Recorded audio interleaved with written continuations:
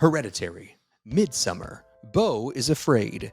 These are some of your favorite horror movies. And now, director Ari Aster is debuting his fourth feature film called Eddington. It's sparking controversy across the nation. Are you prepared to see it? We'll help you in a spoiler-free way.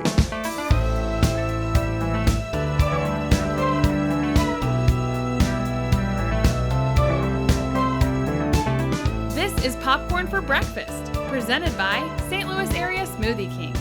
Now, here are your hosts, Cam and Kurt. Welcome, everyone, to Popcorn for Breakfast, the spoiler-free movie review podcast. Today, we are reviewing a movie called Eddington, and it's gonna get divisive. It might. I don't know yet, I guess. But I try to avoid divisive. I'm like Justin Bieber, just love. Just trying to spread love. One love. One love, baby.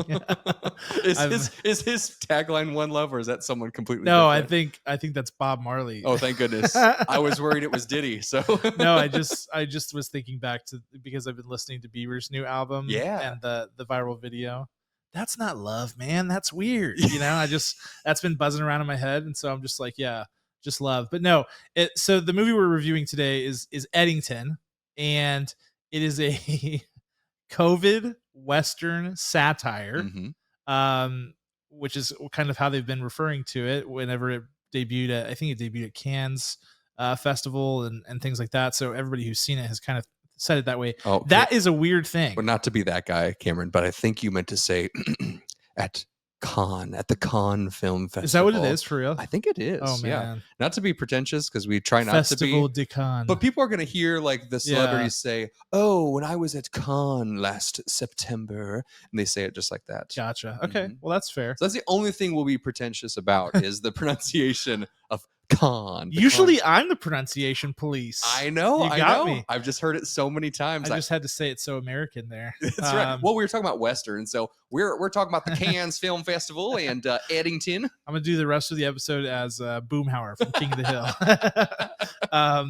But yeah, I mean, I think COVID obviously divisive. I think that's not a hot take. That's pretty safe to say. Yeah. And so when I heard it was a COVID movie, I have to admit my first response was kind of like, I don't know. We've heard so much about COVID that it feels like every take that could possibly ever be taken, every angle that could possibly ever be decided on by somebody and spoken into the world has been like, and not just like one time, like 1,000 times. So when I first heard that, I was like, we're not going to get a fresh take on the whole COVID situation, but this is a really, really interesting film, and I'm excited to get into it, and we'll see if it is divisive for us. That's right.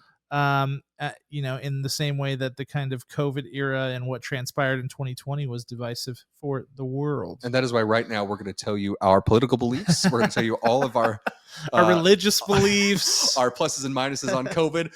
Cam, why don't we start with you? I will say, I was talking to my wife. She's like, is that movie like set in COVID? I was like, yeah, it's like 100%. spring 2020, like 3 months in. And she's like, that's crazy. I was like, it seems so soon. I was like, it is kind of soon, but there's a lot of movies and TV series that dove right in. Yeah. Put us right into what we wanted to escape in TV and film. Like, I know big Grey's Anatomy fans out there, they went straight in. There's a show that Apple TV Plus put out with Joseph Gordon-Levitt. It's actually fantastic. It was a limited series called Mr. Corman, deep in the throes of COVID. And so all of this is already here. We're only a couple of years removed from the pandemic. It seems like a century ago, honestly. And this shows what a certain group of people in a certain area of the country were going through. That's kind of what Eddington is about. Yeah, and I think it's I kind of hated when the TV shows addressed COVID. Yeah. But this felt instantly kind of right, like the right time. Yeah. Because it's almost like if you wait too long, people will forget how it actually was. And it was such a wacky time where I think so many people, myself included, lost their ever-loving mind because there was so much anxiety and so much you're not seeing your normal people, you're not in your normal routine, everything's off. Yeah. So I think it got it was really hard for everybody. And to consume the information so quickly. Consume the safety information. And now it's this, right? What are we doing so I can do it, so I can follow the rules, right? So it's all about, there's a lot of information in this movie too, which I think it plays well. Honestly. It's really interesting. Let's get into it. Okay. I'm going to sadly, let you go first with our awards tonight. If you're new to the show, we're going to go through 5 different categories of awards. The first is, and the Oscar goes to, we'll give you our best actor in the film, followed by Scene Stealer, who's the best supporting actor, who almost edged out the first one. Next is going to be Showstopper, a single moment that had you pause, Cameron, and say, I have to talk about this. This is an important moment in this movie, or a production value for the show. Writing, lighting, we have all sorts of different ones for this. Director's shoes, we will go ahead and poo-poo, as they say in the industry, on the creative licensing for this. We're going to say what we didn't like, what we would have done differently. And then finally, last looks, we're going to tie this up in a bow and talk about our final score to help you make the decision if you'll go see this in theaters. Cam, kick us off with, and the Oscar goes to. This feels like a layup for me. Too easy. I got to go Joaquin Phoenix, which I don't know when the last time I got to talk about Joaquin Phoenix was, but if you're an OG who has listened to this show since the beginning, when we were not on YouTube and we were just podcasting and it was full blown COVID and all that, I had a tattoo bet that Joaquin Phoenix would win the Academy Award the year that he won for Joker, that I would get a tattoo if Joaquin Phoenix didn't win. Luckily he did. So I was already a huge Joaquin Phoenix fan. I became an even bigger one. I feel like we are bound for eternity now, that our souls are intertwined, and that he'll always live within me in some way, shape, or form, as he almost did as a tattoo. So I'll just lay cards on the table. That could be part of the reason that's influencing this. Yeah. But in all seriousness, Joaquin Phoenix is one of the best there is. One of the best currently doing it, one of the best to ever do it. He is so detailed in his character approach. And I think it's because it comes from a real place of honesty for him. All of his characters are versions of himself. If you go and look at him when he's doing press and things like that, or doing speeches, he's an interesting guy. He seems very grounded in that he's he has some social anxiety. He's not really afraid to wear that. He just is very earnest about it. And I think that really is the kind of artist that he is too. I think he's a very earnest artist, and I think he tries to go to a very truthful place when he's performing. And that was certainly the case here. Like this one, he's not doing the sort of Joaquin Phoenix walk the line, where he's doing sort of an impression of sorts, or the Arthur Fleck thing with the Joker, where it's this hugely transformative kind of high reaching performance. He's really being a pretty level grounded person who you could touch and feel and feels real. And his character has an insane arc, just insane, like from start to finish, which, I mean, you could probably guess knowing that it's Ari Aster who's directing the film. His movies are never tame. They're always crazy. And so watching him go through that, but watching him make it all make sense for his character, Sheriff Joe Cross, was phenomenal to witness. And I think that he's must-see TV every single time. Yeah, I think one of my favorite moments in the movie is so he's the sheriff of this town. He takes a selfie with a citizen, and the way he smiles in the selfie tells you sums up his entire character. I loved that moment so much, and I don't know if that was so intentional, or even if he even remembers taking that picture, shooting that shot. But it's really quite memorable in my eyes, and it'll stick with me. I really loved his performance. I would have picked him too. Yep, but I can't. Take that. Thank you, Cam. So I'm going to go with second best. That's hard to say. I'm going to go with a character named Michael and his real name is Michael in real life, Michael Ward.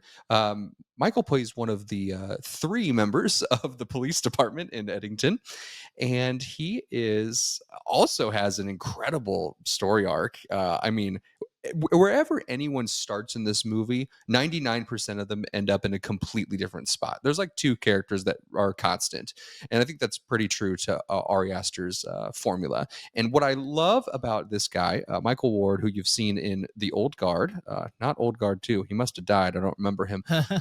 You've also seen him in a couple random movies, limited series, a big movie called Empire of Light.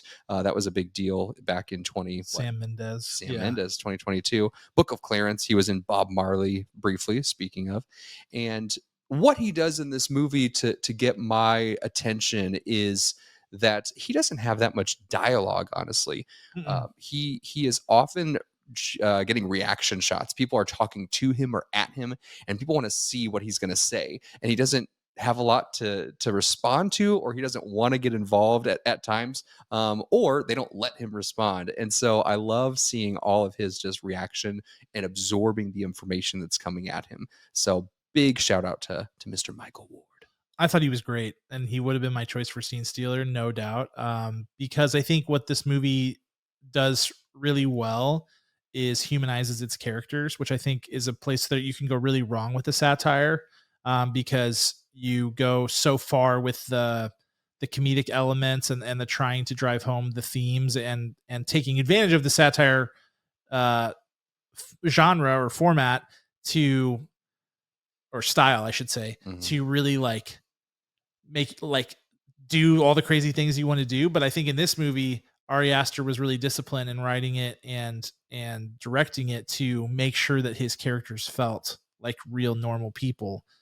Because the reality is, like, every person who's alive right now who is an adult has lived through COVID. And so we all experienced it, and it all affected us in different ways. And his arc is really interesting. I will say 0 about it because it is one of the best arcs in the whole movie. That's right. Spoiler free. Keeping it spoiler free, Cam. Tell me about your scene stealer, since I stole yours just now.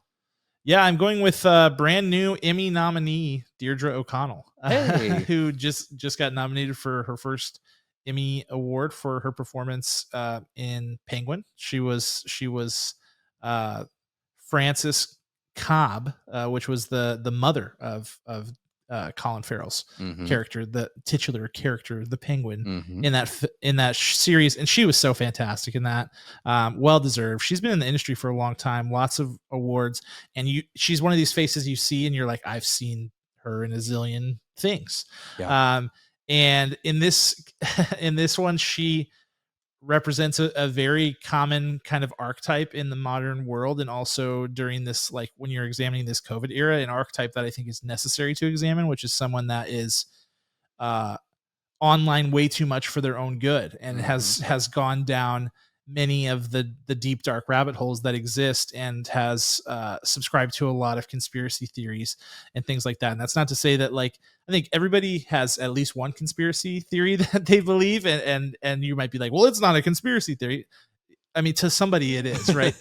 So it's interesting. I think in the age of the internet, it's so important to examine how social media played a role in COVID, and how like podcasts and all of this stuff played a role in this kind of like stirring of the pot with the anxiety and everybody just trying to figure out what was going on and make heads or tails of everything, and the fear and the desperation that kind of comes from that. And she embodies that so well. She is Joaquin Phoenix's character's mother-in-law, Joe Cross's mother-in-law.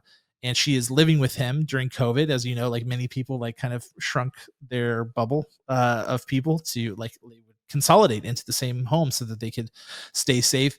And so she is your typical mother-in-law in some ways, in terms of like the mother-in-law caricature of like the nagging, always on your back kind of situation. But then there's also this element of the COVID paranoia and the fear and the conspiracy theories.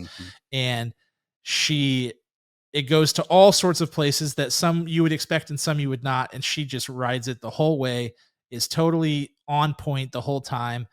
So convincing, just like she was in the Penguin series, and I thought she was fabulous. Deirdre O'Connell, first award nomination this week, and I hope there's more to come. That's crazy. She's been in some of my favorite movies or interested movies, like City of Angels with Nicolas Cage. That movie is fascinating. Hearts in Atlantis, I absolutely love that movie. Anthony Eternal Hopkins. Sunshine. She's in Spotless Mind. Yes, everyone's favorite, Secondhand Lions. Everyone's favorite. I should have led with that. Yeah, man, that's the real banger out of the bunch. I just think that's pretty wild, and the list goes on. She's never had a single year that she hasn't been in at least like 4 to 5 different projects. So bravo to her. I'm surprised I think we'll see her injected into a lot of stuff coming soon. Mm-hmm. So now I have to pick someone. I'm going to go with Academy Award nominee Austin Butler for my Scene Stealer. I forgot he was in this when the movie started. And when he appeared in the movie, I was taken aback. I was like, oh, my favorite. Yeah. I absolutely love Austin Butler. I love that he continues to just dial into roles that people never thought he could do, never thought he could lose that Elvis accent, but he absolutely nails this role. It's a smaller role for him, but I think that he just wanted the exposure for the director, honestly, which kudos to that. I think his intensity is proper. Everything you see in the trailer for his character is what you'll get, but you'll see him dance along the lines of manipulation in his character. And it's very, very, very fun to watch. So Austin Butler, so glad you're in this movie. Yeah, good call. So big names left on the table though. Pedro Pascal, Emma Stone. It's a crazy cast with so many ginormous names. It is. But yeah, I think we picked some really good ones. I think there were a lot of like unsung heroes in this cast. Mm-hmm. So we'll talk about it. Cool. We'll talk about Emma Stone. Will we? We will. Okay. I won't tell you when. Sure. Cam, tell me about your showstopper. Yeah, for me, and it goes back to Ari Aster and just kind of the filmmaker that he is. It's the genre elements of this film. So, and multiple genres, because this is a very like genre transcendent type of film. And if you know me, you know I love that. I think that in order to be a truly great film, you have to transcend genre. But just because you do it doesn't mean that you're a truly great film. So we'll get to that. But this is a Western, and it really is like it's a modern Western. And I wondered, like, because sometimes people throw around terms in the industry where they're like, oh, it's a this, it could, oh, it's a, I don't know. I'm blanking on a good example, but a lot of times it's like, oh, it's a satire, but it's not really, or like, oh, it's a musical, but it's not really. Like, there's just certain terms that people throw around, dramedy, whatever, and you're like, it's not that. There are genre like mechanisms. There are tenets of a genre that have to be in place in order for it to qualify as that. This has all of your big Western tenets. There's this very clearly defined battle that's going on between our main character, Joe Cross, and another character, Pedro Pascal's character, but also a larger battle going on between people who are on this side or that side of the COVID paradigm. And so I think that's very necessary, but also in the actual filmmaking, in the visuals, there's tons of Western elements. They're like, they even do like a play on the tumbleweed thing at one point where I think it was actually a COVID mask that went across, which and maybe it wasn't, which I was like, oh, maybe that's a little too on the nose, but I just loved it. Yeah. But also just like the things you come to expect from Westerns or spaghetti Westerns with the way characters are framed, the way they use doorways as kind of like a framing element, like character standing in a doorway. There's big gun battles in this movie. Like, it has all the Western elements, which was something that I thought was so great, placed in this little small New Mexico town. So it just fits so perfectly. But then there's also all this other Ari Aster flair where there's these great kind of like, well, first of all, there's really great horror elements in this too, where he's able to build suspense so easily. I mean, he can take you from, focused in almost in kind of like a how you would feel in like a thriller or a noir movie where you're like really trying to figure things out, and he can take you to suspense and fear just like that quickly. Like, he just turns it on. There's such a control of just understanding where the audience is at and how to get them to where you want them to be. And then there's also elements of like absurdism in this movie as well, that he balances very well too. So I think the genre elements and the fact that they're all blended together makes this a really, really interesting movie to watch. And I give Ari Aster a ton of credit for that. Yeah, he is baffling to me. My showstopper strictly relies on the framing of a scene. So let's just call it cinematography. Yeah. If you've seen his movies, you've probably been drawn. If you're someone who loves the horror films that he's played out, his other three. Yeah. You're gonna watch those movies and say, "Wow, I'm so drawn into it," and it's because of how beautiful he makes every shot. Yeah. Even when it's the most horrifying thing you've seen, the colors and the way he's framing it and the lighting is perfect. I have no doubt in my mind that he is storyboarding all of this, and that he comes to the set and he says, "This is the shot we're doing." That he spends meticulous time to do all these things, because you couldn't do it otherwise. But I mean, instantly we're drawn into the color of this world, and you know exactly where you're at. There's no question about it, and it doesn't waver either. So whatever kind of coloring he's doing once the film is complete and they're in post-production, I don't know how he does it. It's just all so uniformed, all so magical, darkly magical, I should say, because it's so scary in most parts. I just wanted to watch. I couldn't. There were times when I lost part of the story because I was like, "Oh my gosh, look at the horizon, and look at that water can. Like, why is it perfectly placed in this?" And you mentioned like the tumbleweed coming through. It's like, yes, like the motion and the storytelling through the cinematography is absolutely top tier. And if you're not quite sure what that means when you watch a movie, it's just, do you immediately feel like you're in the place that you're watching? And that's a really good indicator to say yes. Like, oh, like you watch it and maybe it's a horrifying scene, but you're like, that's a really pretty sunset while that person's being attacked. Like, it's all so wonderful, so beautiful, so just eye candy is what he does. Yeah, it's like there are so many elements of so many different filmmakers in this movie too that I feel like are on full display. I feel like you get you get a little bit of the like John Ford type style Western filmmaking. You get some of you get a lot of Tarantino. Yes. I got tons of Tarantino vibes in this movie in a good way. That kind of like juxtaposition of like crazy, violent, nutso stuff happening, but just like beautifully shot, like kind of almost like whimsically framed and like with the panning and things like that. And there's just like everywhere you turn, you're like, oh man, this is somebody else, or this is somebody else. And it was so beautiful to watch that come together. And I like how you said like the storyboarding aspect, like there's so much intention behind it. And I think that's what you want, right? Like you want there to be like, you don't want there to be throwaway shots. You want it to be like this filmmaker is engaged, thinking about how they're putting this whole thing together, because that's art. That's right. We're spending millions of dollars on it. So like, take your time. And Yeah. he did. He really did. So let's poo-poo this movie now, Cam. I'd like to hear your thoughts on how you would have changed things in this movie, what you didn't like, and yeah, if you were sitting in the director's shoes, tell me, if you had the director's shoes on, what would you do? This is where it gets tough for me, admittedly, because there's so much that I like about this movie. But the one thing I really get frustrated about is when directors kind of like over meddle in their stuff. I think if you watch this movie through the first, 75% of it, there is so much there that's just excellent. And I think thematically, it's actually, I was talking earlier about like, we're not going to get a new take on COVID. Thematically, there's a lot of stuff there that's like actually interesting to think about and actually thought provoking, and not just the same old, like, I guess what you would consider like the left side take and the right side take, or what have you. Like there's actually kind of, there's a little bit of a blend, and Ari Aster is examining it from both lenses and not really thinking of it as like this, like, this two-sided thing. This, or what is the word that I'm looking for? Two-sided thing. No, I don't know. There's a better word, guys. It's late. I'm struggling.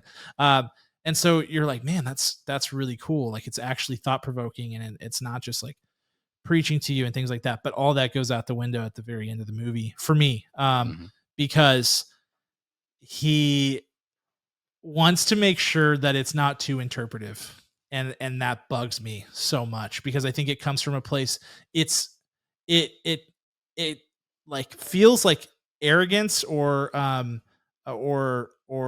cockiness, but I think it really comes from a place of like insecurity. I think it comes from a place of I need to make sure the audience takes away what I want them to take away from it. And to me, like that's not brave. That comes from a place of like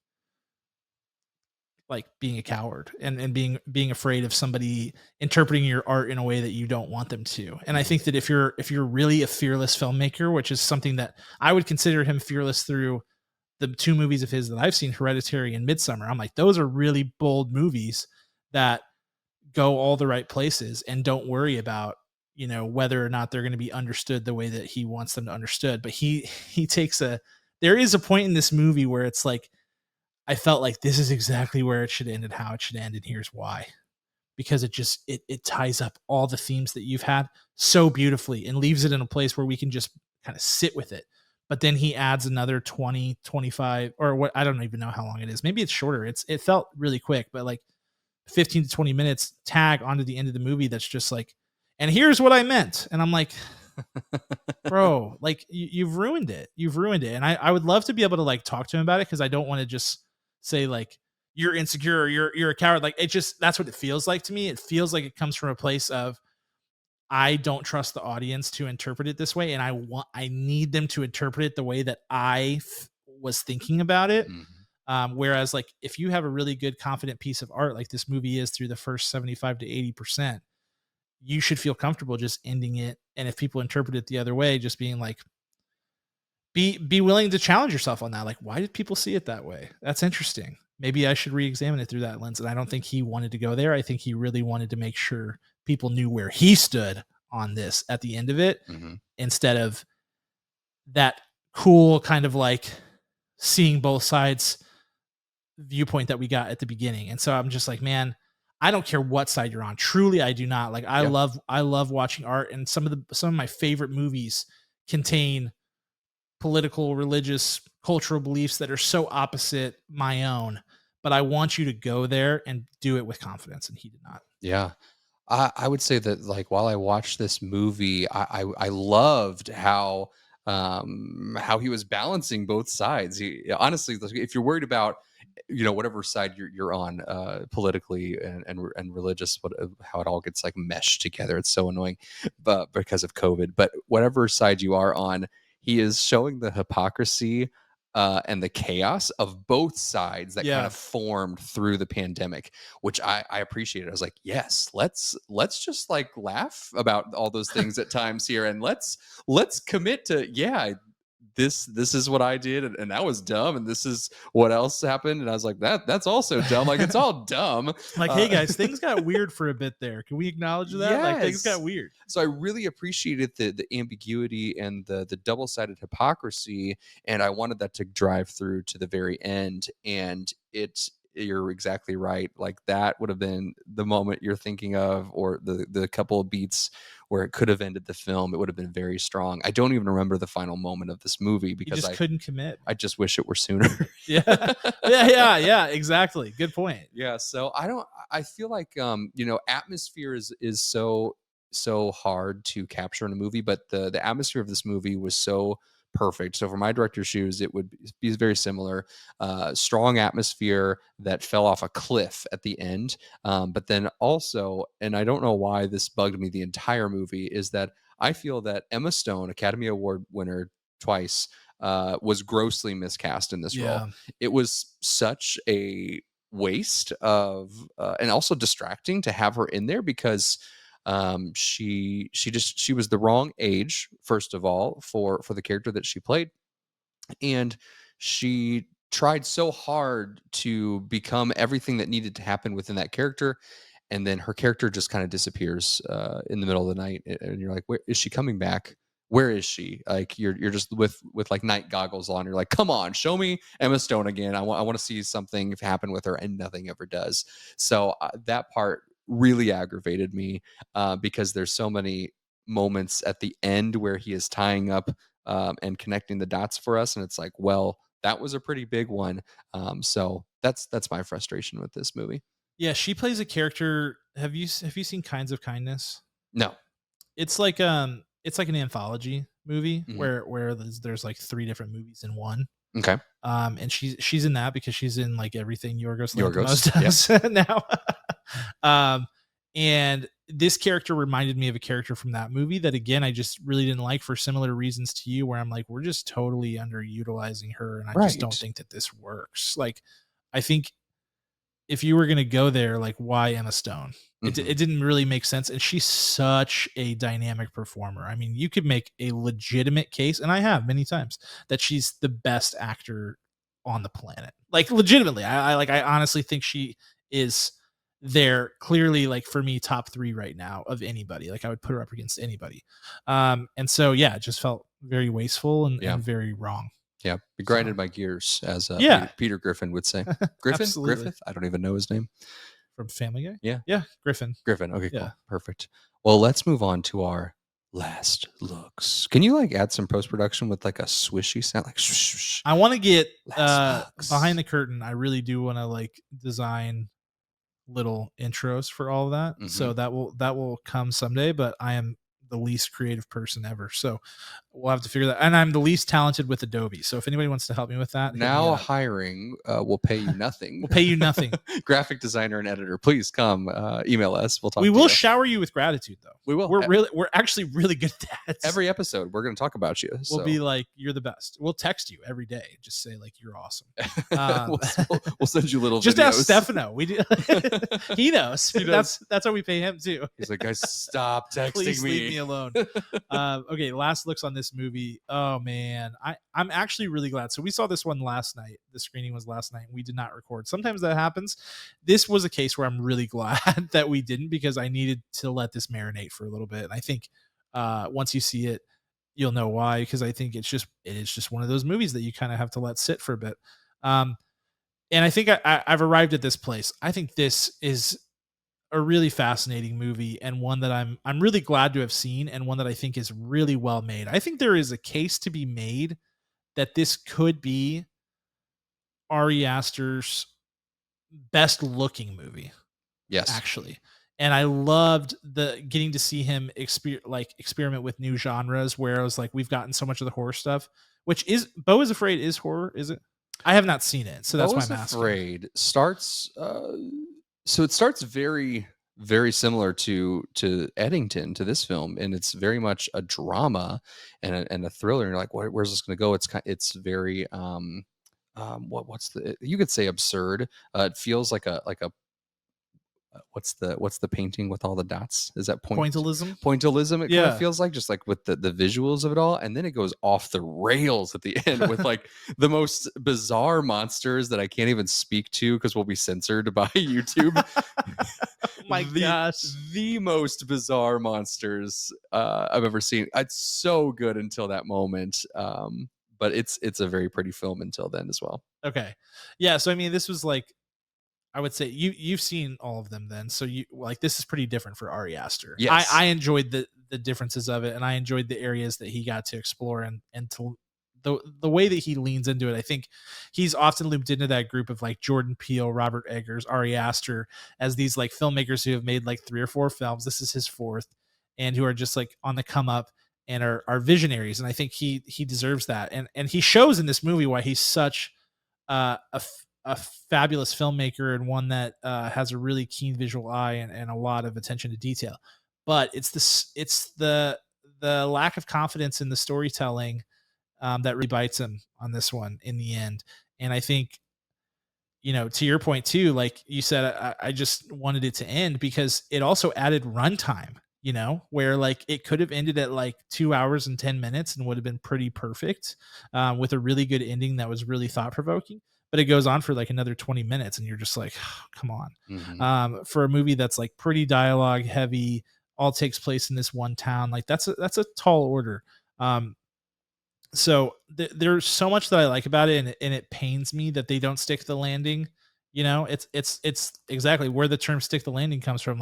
Like watching a gymnast do an amazing routine and then fall at the very end. Like, it sounds like that's what kind of happened in your opinion in Beau is Afraid. And that's exactly what happens here, in my opinion, where it's like, I feel like we have officially lost the art of satire. I feel like you and I have done so many reviews where we've ragged on recent satires for just failing to commit to being an actual satire where you're not telling people the thesis of your movie explicitly. That's right. In your dialogue.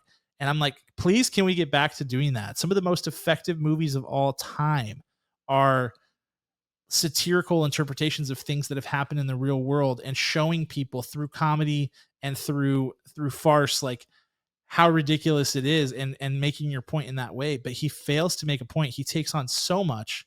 He tries so many different things, and he holds it together decently well, though there are a few like subplots and things like that that you're like, okay, this was probably not really necessary. That was probably not really necessary. But he's putting together a pretty nice thing that will leave people in a good place. And then at the end, he's like, but just so you know, this is exactly how I feel. And I want to make sure that everybody knows that's how I feel. And I want you to feel that way too. And because of that, breaking news, we are writing our own satire, and we will be debuting it at Cannes Film Festival next year. I just want it to come back because it's one of my favorite things. And I've ragged on so many of them recently. So I can't go as high as I thought I was going to be able to go on this movie. I'm still decently high, and maybe I will regret this, but I'm at 6.9 out of 10. Beautiful. I literally was like saying 3 scores at the same time as I was like, where do I want to? But I think that's the score that has been in my head is like 6.9 out of 10. It's below it. It's below a 7 for me. And I think it's, all 3.1 of those points comes for me like at the end, and then a little like the 0.1 comes from like a little bit in the middle, I guess. Yeah. I think if you are a Joaquin Phoenix fan like us, you should go see this movie. I think if you are an Emma Stone fan, skip it. I think if you are an Ari Aster fan, what if you're both? Help! I think if you're an Ari Aster fan, you should definitely go see this. I think that he will check all the boxes that you need. I think it is the most linear is the wrong word. Even though he's self-indulgent at the end of this film, I think it is his second best film. Hereditary, horrifying, pee your pants, scary. This is next in line. Because Midsommar, no, that's disgusting. That's a hot take. No, dude, although I saw just the other day, someone said Midsommar is my comfort movie. No, like, it's not. Wait a second. Jail. Straight to jail. Like you just got laid off from your job and you're like, I'm going to watch Midsommar. Absolutely no. No way. Your pet died. Oh, I'm going to turn on Midsommar. Like what? So all those things, those things, it's a one-off movie, I think. You may rewatch it when you're getting ready for the next Ari Aster film that's coming out, but I don't think it's going to be one you revisit. It doesn't have the same power that Robert Eggers' Nosferatu has. Like on me, it was maybe the best film I've ever seen that I'll never watch again. This is a strong film that I'll never watch again unless I really think I need to. I'm going to go a very convoluted score because I'm torn all around. And I'm going with a 6.734 out of 10 kernels. What is that? That's right. We're rounding that down. No. There's never been a score that has more than one decimal place in the history of this podcast. I disagree. I think there is an episode where we did that somewhere. Find it and prove it. I'll make you do it. There's like 400 episodes, and some of them are really bad. I think that there was an episode where there might have been like a devil presence, and I think one of us said 6.66. I think appropriately. So maybe it. Probably it. It chapter 2. It or it 2. Well, it had to be it 2, right? Chapter 2. I don't know if that was in the run of this podcast, but 6.734 is my final score. I hate that. Can't take it away from me. I hate it so much. Well, thank you so much for joining us. We want to hear your convoluted scores. We want to hear if you're going to go see this movie in the comments below, in liking this video or this podcast. Rate us on the podcast wherever you listen. We want to thank our who is it? We want to thank first. How about our Smoothie King, our title sponsor, St. Louis Area Smoothie Kings. We also want to thank Ryan Spriggs and the band Rhetoric for all of the music you hear here. You can get it anywhere, Spotify, Apple Music, wherever it's out there. And thank you to viewers and listeners like you, and to Cam, because he's the best. So thank you, Cam. Thanks, man. I needed that today. You did. Goodbye. Bye.